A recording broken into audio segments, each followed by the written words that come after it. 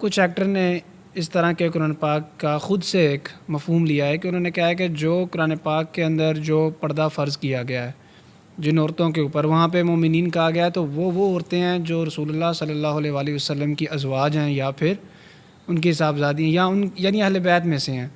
ٹھیک ہے؟ تو وہ ان کے اوپر پردہ فرض ہے، باقی جو عورتیں ہیں ان کے اوپر اس طرح پردہ فرض نہیں ہے۔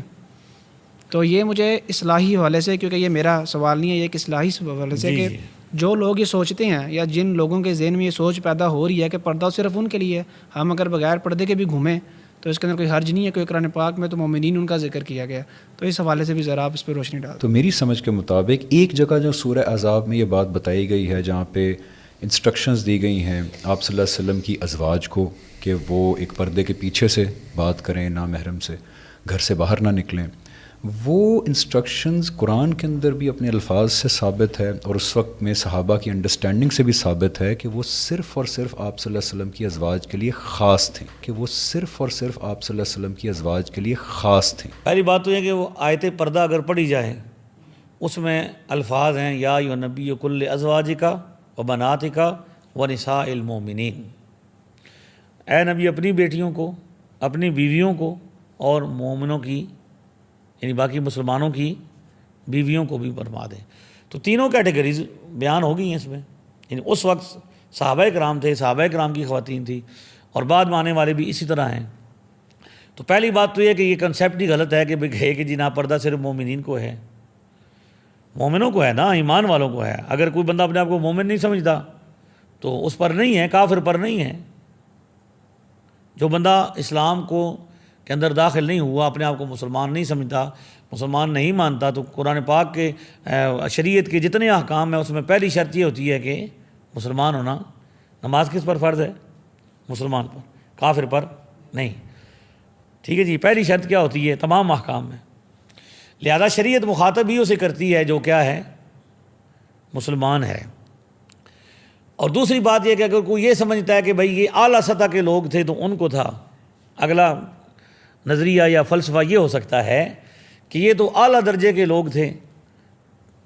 تو بھائی بات یہ ہے کہ جب کائنات کی بہترین خواتین کو یہ حکم ہے، جو کائنات کی سب سے بہترین خواتین ہیں نبی پاک کی ازواج طیبات رضی اللہ تعالیٰ عنہن، جب ان کو یہ حکم ہے کہ وہ پردہ کریں تو باقیوں کے لیے تو زیادہ ہونا چاہیے، یعنی ان کی گارنٹی اللہ نے دی ہے، رسول نے ان کی گارنٹی دی ہے۔ سیدہ عائشہ صدیقہ پر جب الزام لگایا تو حضور نے یہ فرمایا کہ بھئی مجھے اپنے اہل میں خیر کے سوا کچھ نہیں ہے، میری خواتین میں، میری ازواج میں، یہ حضرت عائشہ جن کے بارے میں دنیا و آخرت میں تو میری بیوی ہے۔ اور 18 آیتیں ان کی شان میں نازل ہوئیں،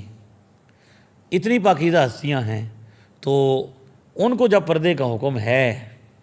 تو باقی ہماری کیا، ماں و شما کیا ہیں؟ تو یہ بہانہ ہے جی بھئی آنکھوں کا پردہ ہوتا ہے، جی آنکھوں کا پردہ ہوتا ہے، جی پردہ چہرے کا ہوتا ہے، پردہ جسم کا ہوتا ہے اور پردہ ضروری ہے، تو یہ بہانہ ہے کہ بھئی بندہ کہے کہ پردہ کو نہیں ہے۔ اصل میں وہ